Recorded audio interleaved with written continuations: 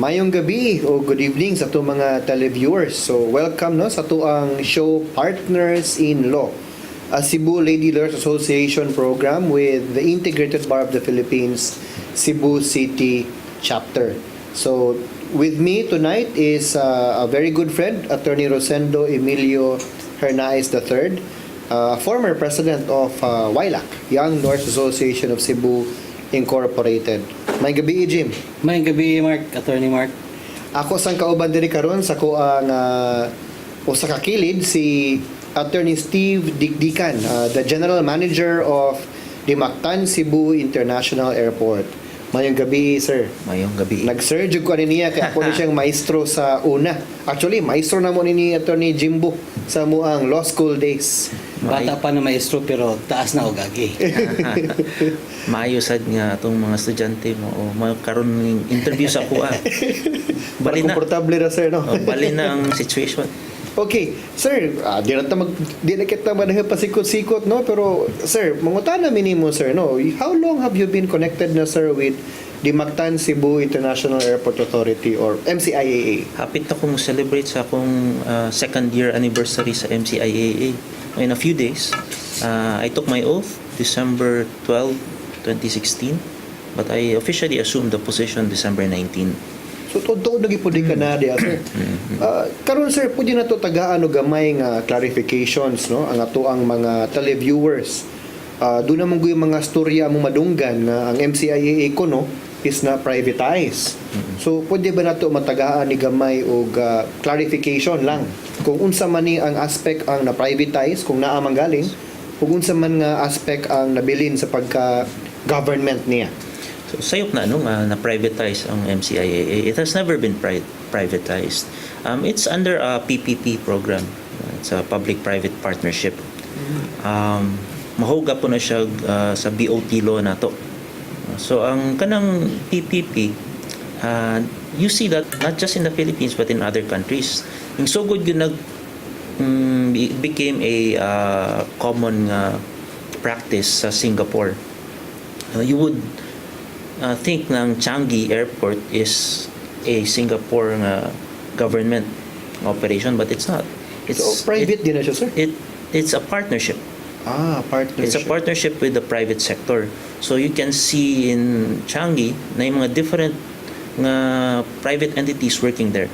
Dili ra na usa ka PPP diha. Daghan ginag PPP diha. Lahi ang garan sa ilahang runway lights, lahi ang garan sa ilahang maintenance. So multiple partnerships within one airport. Sa tuwa usa lang atong gikuha so far. No, so we have a private partner in GMR Megawide Cebu Airport Corporation or GMCAC, and their role there is to operate the terminal. So basically, terminal operations na sa private entity. Yes. And with regard to unsa man nga aspect ang naa sa MCIAA, sir, nga nabilin. So ang ilaha is operations, no? But we have oversight functions over them. And we ensure that the standards are met. So we have minimum standard specifications, tawag na MPSS. So if they perform right, then we comply with all of the other obligations. Now, aside from being the oversight of the terminal operations, we also do our own operations. Nasa may diha, may mga tao diha. And then, napod tayo mga security, atuan ng security gapon. Ang runway is still under us. The taxiways are all under us. The general aviation area. And all the other community airports under MCIAA pagapon. So it's good to know, sir, na most of the essential functions sa Mactan Airport is still within the control of MCIAA. Yes, that's right. And fortunate enough sa imong 2 years, ikaw ang natungnan sa transition from the old airport to the new. So I have not been to the new, I must admit, I have not been to the new airport, but I've heard very good things about it. In fact, I've seen it on the pictures, the photographs, and the mga experiences sa atong mga kauban. Nindot ko no.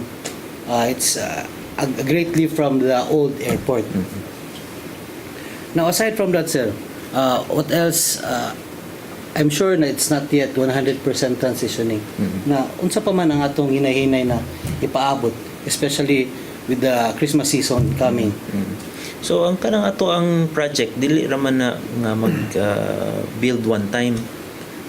This is a project that is supposed to last for 25 years. So that means that within the 25 years continuous ang ato ang development. Dili gyud na mahuman ang kanang makit-an yung mga construction. Continuous na. Because the concept should be that you build an airport that you need. You don't make an airport that's too big. You don't make an airport that's too small.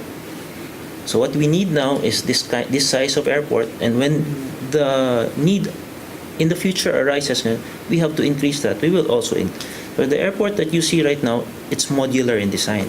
More na siya kung i-mention ganiha sa Murag Lego. murag Lego, no? Ato ra na adan og space, because there is enough space. Makita man mo siguro no sa when you go to the airport nga daghan kay free space pa available, and that is the room for the growth of the airport. So basically mo go ni siya sideways. So it grows as you need it to grow. Yes, that's right. No, pero going back during the inception and during the initial stages, pag sud nimo as GM, unsa may atong mga problema atong natubang dito, sir? Yes. So when I got in as the general manager and CEO of Mciaa, daghan yung kay challenges, no? Because at the time that the previous administration ended, mo pa man tong nagsugod-sugod pa ang mga construction. Daghan pa kay tiwasunon. And then there were variations in the construction that needed to be done nga wala appeal sa kontrata. So I had to make sure that everyone was on board. Otherwise, di maabli ang airport on time and according to the design that we wanted. So for instance, ang kanang roads ana, kita man mo nga na flyover. Yes. Di man na sa wala man na sa original design. So this was inserted na lang. Later on ana kay kita nato sa kadaghan sa mga tao nga ma-process sa terminal, it's better to have that rather than sa ground level lang. So to make that happen, we needed to have the support of the DPWH. We needed to have the support of the Philippine Air Force. And it's very difficult to liaise with these government agencies. Definitely the private concessionaire, GMR Megabyte, couldn't do it. So basically, as GM of Mciaa, imo ning trabaho, sir. Ikay nag-coordinate. Ako nalaining sa problema. Kaya may makasulbad. Okay. Sir, basically, sir, unsa may ato ang nakita ang advantages o disadvantages aning inyuhang PPP ng operations karon? Ang PPP nanto ang main advantage jud ana niya. Procurement is easier. Kabaw naman siguro mo sa gobyerno, lisod kayo mo procure, lisod kayo bidding system, and also if you need to make changes in the design of the project, mas lisod pud kayang variations naray mga pwedeng buhaton for variations, but mostly limited kayo mong pwede mabuhat. So if for instance for some reason you need to make changes in the plans, lisod kayo. With a private partner, dali kay na. Okay, all you have to do with the private partner is set the parameters of what you want, and sila na mo pabuhat. And if there's need for change, kaya nila buhaton. Ang disadvantage po din noon sa PPP for me is mga presyo mas taas. Nakabantay naman siguro mo ana. Okay, they have to recover the investment that they put in, unlike in most government projects where we try to minimize on the investment and try to maximize on the cost savings to our consumers. Dili ana ang pamaagi usually sa private partner. They want to typically ang ilang quality mas taas gyud, pero bawion pud sa ilahang i-charge. pagbaligya sa pag-charge. Basically, sir, unsa may nakita na to or masay na to as example, no, nga which made it easier for the private-public partnership to, let's say, acquire. Unsa man, sir, ang nakita na to nga mga or masay na to as examples? Nga kana, let's say, na gipalit si private entity nga dali ra. That's the most iconic, I guess, example is the roof. Bantay man siguro mo ang roof sa airport. It's very unique. Yes. Nowhere else in the world will you see that kind of roof for an airport. So that means if you take a picture sa Terminal 2, basta naala ka sa taas sa departure area, makabaw yung nga naka sa Terminal 2. Naka sa Cebu, Mactan Cebu Airport, no? That roof was not the original design. So it has to be changed. No, the plan was not to use wood. It was a later decision by the private concessionaire nga, where are we? We are in Cebu. What is Cebu well known for? Resorts, beach. So let's try to make a terminal that will fit according to the place where it is. And this was done pas-pas kay siya tungod kay it was the private entity. Definitely, if government were to do it, di gyud na mahitabog ingana. So they do not have to stick to the plan all the way through. So Yes. naa siya room for improvement and growth. So nindot sad because from my opinion, ang outcome niya from the roof itself is murag iconic na siya for Cebu. Iconic yun. Very iconic yun. It has a personality. No? Yes. Airport. Kabuto na akong resulti permis akong wife ko manuroy mi, no? Nga mayon ko nga lahi siya. When you go to other countries, airport kid siya ang feeling. When you see our airport here in Cebu, lahi gyud. Correct, because from the Facebook post alone, murag ang airport itself is the attraction. Yes. So maraming uban na when they get to the airport, magpa-picture lagi siya. I don't recall anybody else Yes. na from the old airport na magpa-picture sa airport. So murag similarly, kay murag uban magpa-picture magyud sila. Murag it is the attraction, it is an attraction in itself. Picture ka sa Singapore, picture ka sa Hong Kong, picture ka sa America, sa airport, di ka mabawaan asa ka. Correct. Yes. Na yung mangutana og where are you? Sa ato wa na yung mga Diretso. Diretso na, Mactan Cebu You're in na. Mactan, Cebu. Unless if papasa sila kadto sa Mactan, Cebu. So naka-notice lang ko, sir ba, katong ato ang old terminal, no, I've flown to Manila lately lang. Naka-notice ko nga gi-cordon off or gi-block nga area. Ang kanang old terminal, is it still with MCIA or dili na? Apil na sa PPP. No, so as I mentioned a while ago, no, ang PPP will span 25 years and the development will be continued. So included in the development is the rehabilitation and renovation of T1. So it's undergoing a facelift right now. So it will look like the Terminal 2? No, or dili not sa like Terminal 2. Terminal 2 is inspired by water, more waves. Ang Terminal 1 is inspired by the mountains of Cebu. So we can expect na nana sa magpa-picture sa domestic lang kaya definitely. Mas tagan matag flight sa domestic kaysa sa international. As of now, because I'm sure ang inyong aim po na, sir, is to increase also the Domestic. volume sa Of course. both domestic and international. Yes, definitely. Nindot ka ng design for T1, it's designed to be to cater to our culture. Unsa may culture sa Pilipino kung mo biyahe, daghan kay mo kuyog, daghan kay mo Yes. sugat, daghan kay mga Yes. pasabot, tibok barangay madto. Tinuod na So we are creating areas there nga pwede sa mga maka-stay. mas maayo ka na, sir. Yes, so karang arrival road karon na magian og mga auto i-close off na starting January. Next year, as early as next year As na. early as next year i-close off na ayuho na nga na ang mga tao pwede once mahuman. No? So That's arrival road ka sa ubos, sir, no? So usbon na namo ang traffic sa airport. So ang arrivals ana will be Ngadto coming na sa from other side. Other side. So we are working on the new traffic layout and then we will publicize that once. So the Ready. the changes, sir, will not only be on the interior, also on the exterior Yes. portion of the building. mura di kay siya as publicized as Terminal 2 kung na-notice Yeah. karon. Kay Ano man na, sir? ang T2 iconic mo kayo. It's totally different design. Ang T1 we just work with what we have already. Because it's very hard to work on something that is currently being operated at the same time. Hindi para sa T2 nga start from scratch by operation ang tunahuman, okay ra. Ang kanang T1 operate man ta, isod kayo og develop ana. Karon sir, now for the few months that it has been in operation, what is the feedback so far from the people on the ground, from the tourists, from your personnel?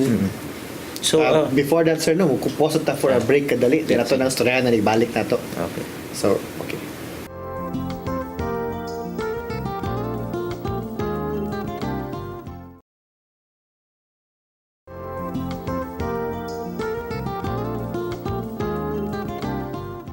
Okay, so maayong gabi yung tanan. So nakabalik na sa to ang gamay lang break. So akong bisita karon is si Atty. Jimbo Hernandez ug si Atty. Steve Dicdican, General Manager sa Mactan Cebu International Airport Authority. So doon natin question si Atty. Jimbo ganina, no, before taning go sa ato ang short nga break. Atty. Jimbo, unsa dito imong question? Nangutaan ako mo ganina Sir Steve na kung sa may feedback so far sa atong mga tourist, atong mga foreign tourists o most especially sa imuhang personnel, sa people on the ground. So we have a very positive feedback on the airport. Naman na yung mga surveys atong ginakuha. So we've been regularly surveying our passengers. And naman na yung kanang ranking, scoring system na is 1 to 5, 5 being the highest. And before we started with T2, mga 3 point something na natong score, 3.5. Karon ni abot na 4.1 natong scoring. We're aiming for 4.5 by next year. No, and hopefully within a few years we will eventually reach nearer to 5. And when we reach that level, we can rank sa kanang naman ay ranking sa aviation industry based on passenger experience. Kanang ranking index is called the ACI. Murag ganita sa ACI pasabot nindot kay itong airport based on passenger experience, and that's what we're trying to get. And usually pila imong rating ana if you want to. So far wa pa ta sa Pilipinas, wa pa ta. So no airport in the Philippines pa. Wala pa nakasuot sa ACI. If ever kita mauna, no? It's very good to know, okay, because for some time na notorious mga Philippine airports for not being the best. Yeah. So Yes. kita we're a very proud culture na gusto ta na from the moment na atong mga bisita inigabot pa lang daan, may experience na nila ang nindot na airport na correct. nindot sad siya na diri siya nagsugod sa Cebu, because I think it's a best impression we give to our tourists. So kaning Cebu, sir, is the first PPP venture of the government on the airport, or there has been many before na? Ang NAIA, I think, was the first, no? NAIA sa Manila, katong Terminal 3, pero it was a failed na PPP. So it was supposed to be the same with Cebu de Unta. Yes. But we are the first successful PPP airport in the Philippines. Okay, diri sa to ang new terminal, sir. Unsa may, I'm sure napay uban nga pa nakabiyahe, no, nakasod sa new terminal, nakanuo ko si Atty. Jimbo maragwa pa gani. Wala pa. What will he expect once he gets in, process sa x-ray? Kinahanglan pa ba ta mag katong i-wrap na to ato ang bag o katong saran wrap para di ko no malaglag bala? Yeah. So I can assure you a totally different airport experience. When we started with T2, daghan kay challenges as I mentioned. One of the challenge was to change the whole security process. Kabantay mo siguro mo sa mga airports din sa Pilipinas, kaduha mo moagig security check. Yes. At the very least. So sa terminal, niya after mag-check-in, final check na po, di ba? Yes. Kaduha gyud na. Sa tuwa din ni Usara. Sa Terminal 2 itself. Usara. We did away with the initial check. Why? Because the initial check is supposed to check your security check ang inyong i-check-in na luggage.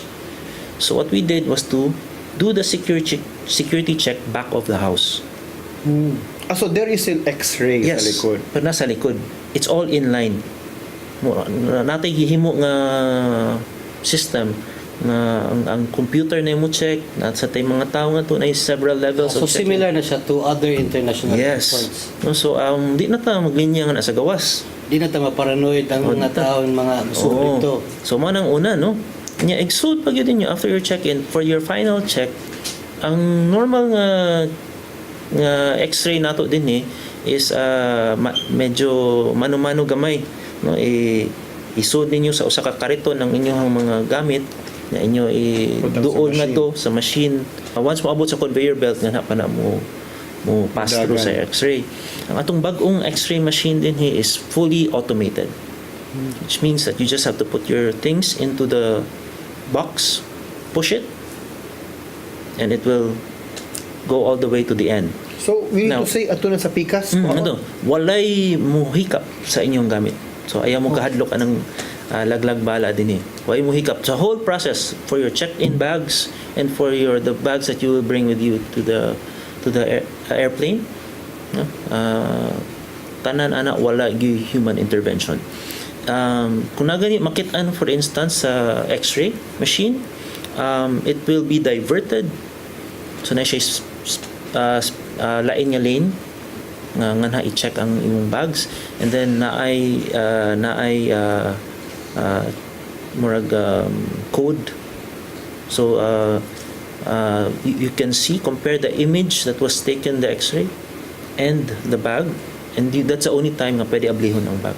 And I believe In front of you. In front of you pag yun. And So ang actually is the security personnel yeah, you're there.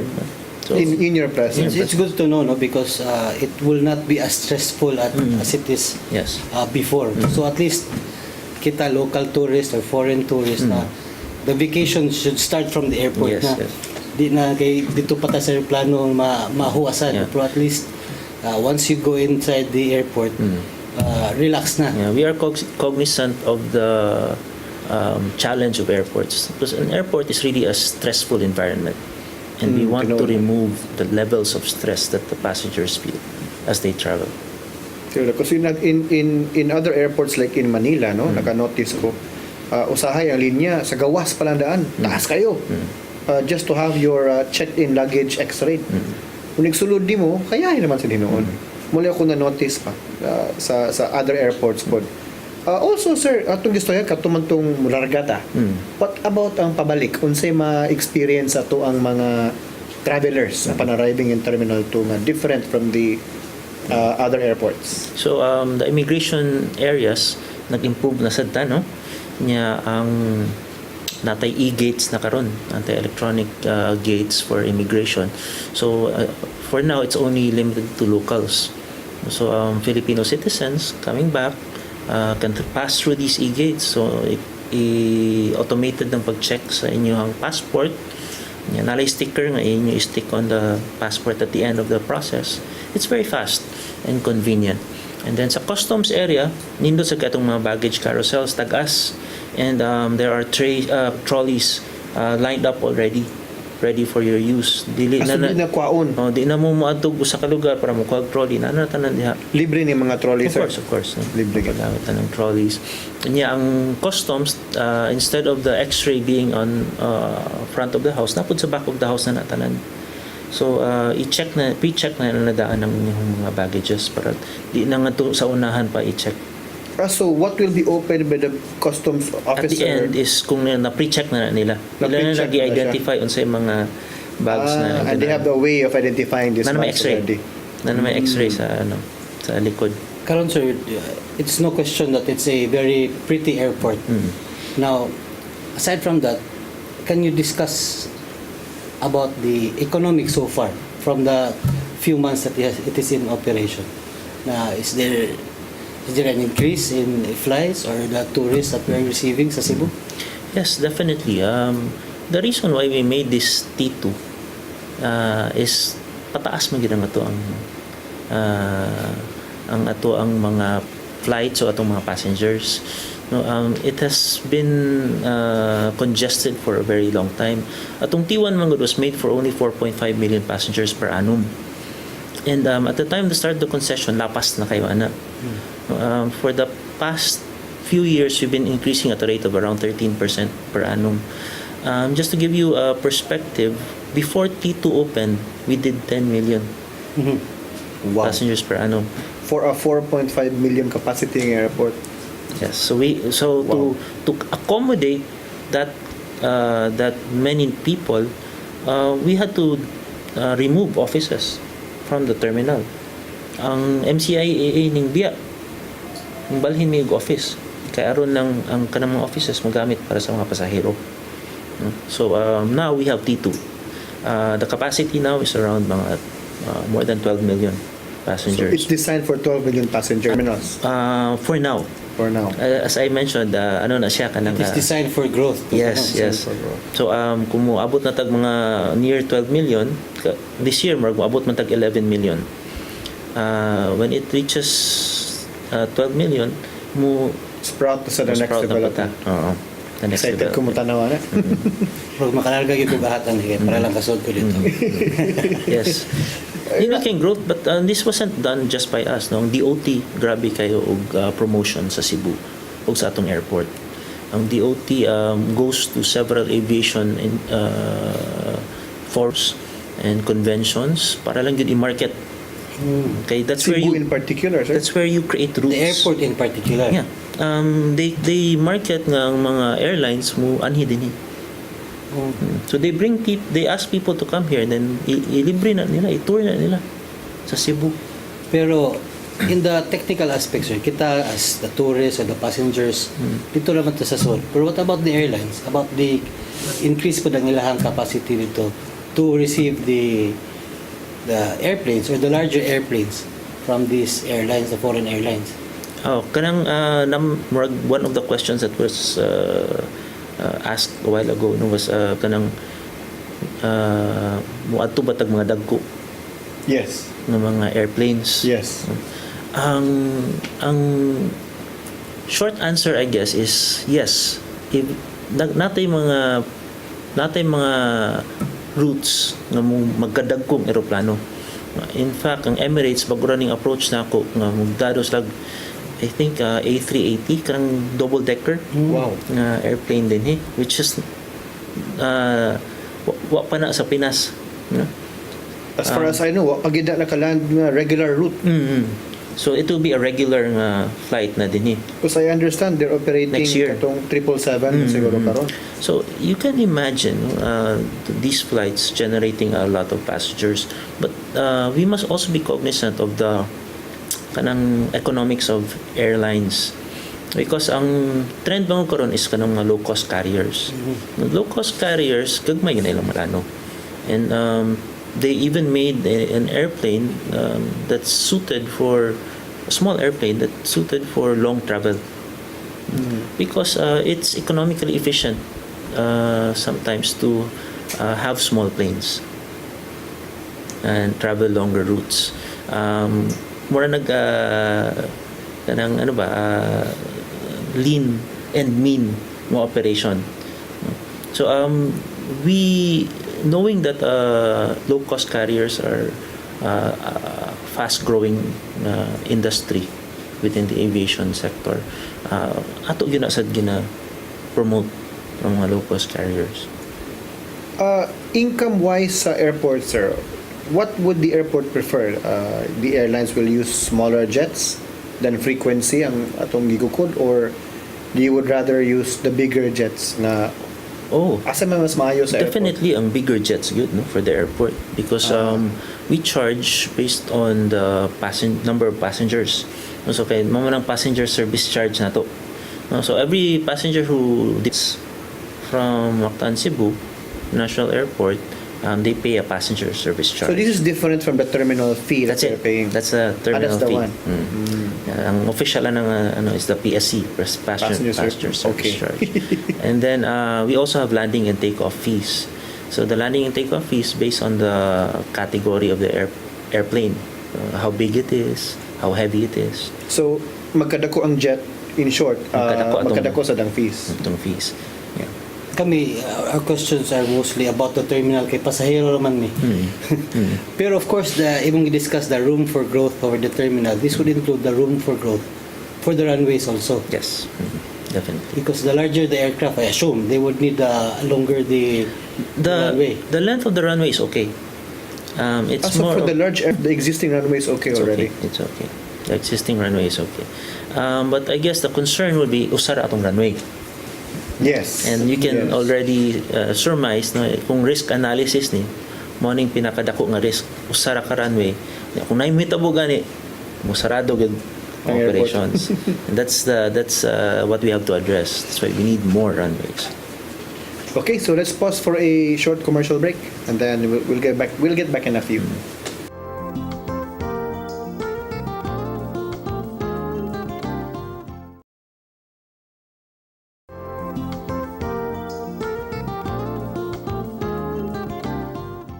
Maayong gabi kaniyong tanan, no? So welcome again to Partners in Law. So ako ang guest karon kay si Atty. Jimbo Hernandez, former past president or former president sa Young Lawyers Association of Cebu, and of course amo ang guest pod is amo ang teacher sa law school nga karon general manager na sa Mactan Cebu International Airport Authority nga si Atty. Steve Dicdican. So Jim, asa ganita katong last question na to ganina ning ning end. My question ganina before was that is there also room for growth for the runway? Is there space for another runway since there is only one runway existing sa atong airport? Mura di ta gusto mapareha sa Manila, sir. Manila. Ang katunayan ning overshoot, Definitely. cancel tanan. So nagyutay project for that. No? I'm happy to say nga by next year we will start already on the work of the second runway. Now, this second runway is designed as an emergency runway or murag standby na siya. Okay, ang purpose gyud ana niya primarily is in case gani na may tabo sa first runway. Pwede na ato siya magamit. But also it can serve as a taxiway. So being a taxiway, maka-increase siya sa movement of the planes, sa efficiency sa planes. And ang mitabuan is we can also increase the number of planes na maka-take off of land because of that. So we're looking at around 20% improved efficiency with a second runway. But we will not stop there. We plan to make a third runway pa yun. So 3 runways ang naa sa project. This is a 50-year master plan among gina-follow. This 50-year master plan was conceptualized at this administration. Wow. Very good. Yes. So kanang master plan envisages 3 runways and 3 terminals. So this terminal 2 is one terminal. Mo expand siya still the same terminal. So when you say terminal 3, lahi pa gid Lahi siya pa nga gyud. building, But ano sila? They will be connected. interconnected. Ako gyud. Ako yung kayo. Mas nindot sa nada, the bigger the airport, the more it would attract the low-cost airlines, so the travel would be cheaper also. Yeah. So, kasi makalarga na yun ko. Okay, dagan na magpipitin siya. They know. And also, just to address some of your concerns on the runway, recently we had to renovate the runway. We had to repair the runway. The last time it was repaired was 2005. So when I took over, luoy na kayo ang state of the runway. Hadlok mi basing mga sirado ta kay kuba na kayong runway. So we repaired it successfully this year. It took us 21 days to repair 21 days the only. runway. 5-hour closures every day. Just to give perspective po, in Mciaa, they're repairing the runway right now. It's a 10-month program. 6-hour closures daily. So Dako sad. you can see the disparity. Sa tuwa 21 days, sa ilaha 10 months. Dako sa gyud diferensya. Oo. Because of I guess the efficiency of our personnel here. You mentioned earlier about runways, sir. How will these runways be placed? Parallel or naay mo cross? Unsa may itsura We will not nila? follow the Mciaa example. It will be parallel. So the second runway is completely parallel to the first. And then the third runway will be a little offset lang siya. We're planning to do kanang mag-reclamation ta gamay. to accommodate for the So third this will runway. be 3 parallel runways. And the third Wow. runway will be 1 kilometer away from the first runway, so it's completely independent. So it can double the capacity of the airport. So you can have one aircraft landing on one runway and another taking off Yes. simultaneously. So far, sir, what are the growing pains? I'm sure there are growing pains siguro with the operation of the new terminal. Ang pinakaluoy, I think, no, ang mga government agencies working there. Kay, as we know, lisod man kayo mo increase of plantilla sa government. Unlike sa private, na pwede lang ka mo hire. Sa government mo good, to create plantilla, you have to go through several agencies and have it approved. So, daghan kitag mga government offices din, ang mga OTS, Office of Transportation Security, ang Bureau of Immigrations, ang Customs, nga dili sila sufficiently manned. Kaya naglisod sila kuwag mga tao. Muna, magpasensya na lang mo nga usahay. So, murag bakante tanaw ng mga bus panagsa. Yes. Kaya, So the intention there actually is to have this filled up Yes. all throughout. Kuha na gid og personnel. kuwang lang yun. Okay. Kaya Naka- di nga na kasayon. Kami, dugay na kami nangayo og reorganization of our of MCIAA. Hangtod karon mapagapon na approve. Dugayo. So pila na katuig. Nagka-notice ko sir ang office sa MCIA karon murag scattered all throughout the compound. Na sa waterfront, na sa likod ng karsada. What are the plans na mahapsay ni sila eventually? So this was caused because of the katong namiya mi sa terminal. We had to make room. Right now we already awarded the contract for the design of a corporate building. So there's a new corporate building coming up. So magbidding na siguro mi, hopefully makabid mi by this month. But if not, definitely next year, magsugod gud mi next year sa construction. And the construction time will last for 1 year. So from the time of the awarding to the time of the delivery of that, so hopefully makabalhin na mi. Also, I don't think so. Kaya magsugod mo yun ng construction most likely either January or February. So maybe by 2020, January or February. This will not be the karang building diya karon nga murag abandoned. Dili. That abandoned building, that used to be a project of one of the former MCIA board and management. This was way before my time. Ang tawag ana is the administrative building. Administration building. Ana. Unya, nahunong na siya kay naay murag mga questions on the project, on the land, and wa na nila napadayon. So I know it's an eyesore. We understand nga igsud ninyo bati kayo. Nakadaot sa view. Especially Biya, pati sa kayo. So I've been looking for a way to resolve that. We're looking into potential of somebody renting it and then completing the project, but mura what may quick enough to do the project themselves. So what we're doing is kami na lang siguro. I'm having my people draw up the plans for next year. So ganan ako idungan with our corporate building na Mas magamit na. bigyan siya eventually ang kanang existing It has karon to. na structure. We have to use that. Because I was thinking nga ilan ang bungkagon eventually. Sayang kayo ang government funds na partly nabayaran na ba na. Another question, sir. Of course, daghan tagbisita, daghang maghatod, daghang maabot. How about parking? It's always been a problem, usually sa airport, because there are people now leave their vehicles, they fly in, they fly out, or yung ganina o sa kabarangay, expected sa daw. Yeah. O sa kabarangay, nasakyanan diya mo parking. How is it so far being accommodated? Yeah. So karon naka-notice na siguro nga nay improvement on the parking unlike before nga wa gyud or practically Lagi to sa una. diba? Parang gyud. Karon na may parking area. And in fact it's cheap. It's not that expensive, no? Mas mahal pa siguro sa waterfront kung mag-overnight parking ka kaysa ngadto sa Picas. Open air lang yun, no? that is only the temporary solution for now. And the eventual solution for that is maghimo man mig murag in front of the terminal 2.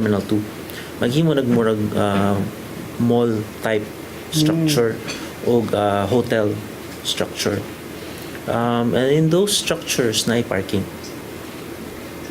So it will So be building parking na siya? building parking. Building parking.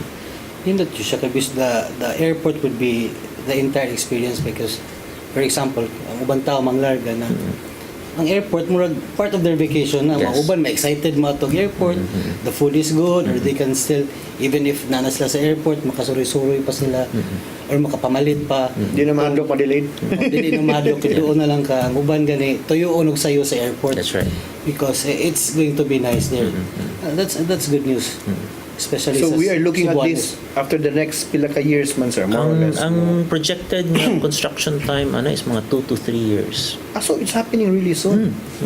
Yeah. So the mall, hotel, and the parking area. Kitiwas lang yun ang T1. So the parking area I'm seeing now, kana nasa ubos near the arrival area of the Terminal 2, temporary na siya. Temporary na. So it will be an open space later on. There are projects. Nasa projects, sir. Plano for that. Yeah. Kuan, sir, Maximize yun na to atong land area. you mentioned earlier nga MCIA is looking at a 50-year master plan. Mga short term, sir, unsa may imong mahatag nga news ato ang mga viewers, no? Let's say 5, 10, 15 years. Ang ato ang board recently approved the change of our strategic goals, objectives. Before, very long-winded kito itong mga strategies. Karon, very simple. We want to be passenger-friendly. Because let's give it to Changi and all the other big airports. But they have the size. And they have all of these luxuries. But what we have, they do not have, which is warmth, hospitality. Kana di yun na makopya. And that's what we want to show to our passengers, the friendliness of the Filipino and Cebuano culture. And for the next 5 years, for instance, we plan to place among the top passenger-friendly airports. Muti mong gisgutan ganina. So ang service nato ato gyud i-improve, drastically improve yun na. Atong facilities, it might not be as flashy as the other airports, but as long as it provides the needs of the passengers, you don't need the best. Mao nang sayop gud sa ubang airports pa, they want to create the most luxurious experience, which is not the case. Not everyone wants luxury. Ang ganahan is naa lang mga services ang kinahanglan mo. Na ipagkaon, na ay saktong toilet, limpyo. Kung ganahan ka mag-shower, na ma-showeran. Na outlet. Na outlet. These basic services ba? As long as it's there, malipay naman ang pasahero. We just have to identify unsa gyud na ang ilang mga ganahan. So it's a continuing process karon kasi sige mo go research unsa Yes. gusto na nila. Yes. So mana ang akong short-term goal is really to place in the ACI. Katong index akong i-mention a while ago. Which is you're aiming by hopefully next year. Yeah, within the next 5 to 10 years, we hope number 1 ata. Wow. We're aiming for that, number 1. Both for Terminal 1 and 2. The whole experience, the whole This airport. ACI Airport man na ang... So the entire gina siya nga experience. Yes. This ACI experience, ang kanang ACI or ang index, it measures the whole passenger experience. Yung experience sa immigrations, ng experience sa check-in, ng experience sa kanang paghuwat sa mga taxi. Sa una, sir, nagka-notice ko mga post sa Facebook ba?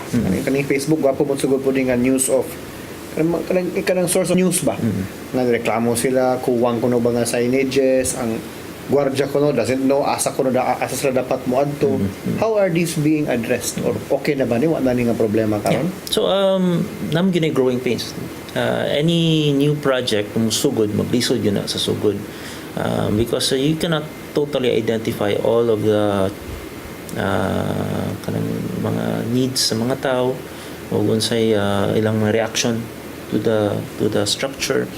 So the first few months sige gyud mig pag-survey. Nya mo tan-awon ng mga results. Nya sige sa mig mag-deploy mig mga tao namo To check. to check unsay passenger experience. Kanang unsay mga problema sa mga tao. And we keep on addressing. Continuous na mga improvement.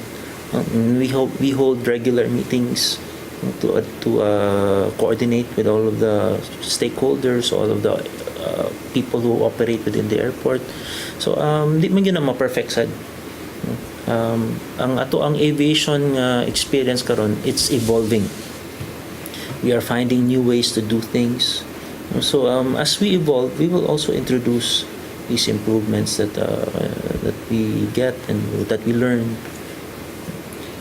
Kami sir, so far it's the terminal to international terminal mo atong na-highlight, pero para naman na kang Attorney Mark na pang-abroad. Kaming mga domestic ra ang kaya. And when can we expect it? Sa among renovation by July next year Next year. sa Mas T1. good po di ay. Ang kanang T1, what you can expect at the very least, no, I'm trying to remove the first layer of security check. No? Maybe as early as the first few months of next year, wa na mo yung first level of security checks in line na tanan. And then we're trying to introduce the automated check-in kanang baggages. Kiosk? Mo nang kiosk dili sir. Ang kanang nanam gud na. Ang kanang bags. Kana ikaw na yung mutag. Ikaw mismo mutag. Okay.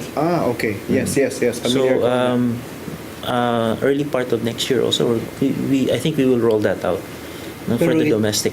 It would be more of a facelift than a complete Yes, it will be more of a facelift, but it will be a very good facelift. Mainly glass. Mainly glass. Murag yun yung plastic surgery. No? Mainly glass na ang mga instead of walls, makita ang glass na. So what's behind the kaning cardboard kaning mga kahoy nga mga walls karon nga murag inyong i-cordon off? There's actually work being done there now. Yes, there's work being it's done. still the old airport pero a new experience, New experience. for the domestic travel. Yes. Usan na lang ang entrance, dili na duha ka book. Nya ang exit pod usan na lang. And then the spaces will become wider. So even the pre-departure area will be improved. Everything will be. But it's separate gyapon siya from terminal. Terminal 1 and Terminal 2, yes, separate sila. We're trying to create a link between Terminal 1 and Terminal 2. Eventually, when that mall-type structure will be built, nanhagid na ang link. But for now, we're just doing a walkway that will link. So the bus will eventually be eliminated. The bus will always be there until we create the link. But for now, walkway ra tong ma-provide niya. Kung di mo ganahan mo sakay bus, di mo kahuwat, Makalakaw. makalakaw lang. But it's so far makita man nimo it's not that far. So Yeah. walking distance sa gid siya. O lakaw mga likoso na padulong sa parking. Ang walkway will be covered walkway siya. But eventually ganahan gyud na mo nga nasa sud sa building, no, ang link. Nya ang master plan gyud na is na ay people mover kanang more train sa ilawom. Once there's T3. So there will be murag meaning a train nga madagandagan di sa lalom. Big Once gid ang T3. aim gid, very big gid siya. So we're only looking at the tip of the iceberg karon. Yes. Okay, kanang people mover can only be justified kung taas sa kayong lakon. So that's why we will hold that off until such time. So that's very exciting to know kay tagsala kay kam kaingon gani as I said earlier na ang tao excited to go to the airport, like kita Filipinos we go abroad na inigsuno to sa airport maghangad airport pa lang daan nagpa-picture na ta. Dili at least we can see na from the Facebook or from the posts of other people na local travelers na airport pa lang daan nagpa-picture na. So it's a good. I did not see that with the old airport. Okay sir, so I think we are running out of time, no? Gisinyasan ako. Basid na kay gusto nga mga parting words sir for our viewers para sa imong masulti sa airport. So na kay gusto madugang pa. The experience of the airport right now is really changing. And I have so many people to thank for that. The dedicated people of MCIA, also our very industrious private partner, GMCAC, and all of the airlines, all of the government agencies working in the airport. And if we have any kanang mga shortcomings, feel free to give us feedback. That really helps. That really helps us a lot.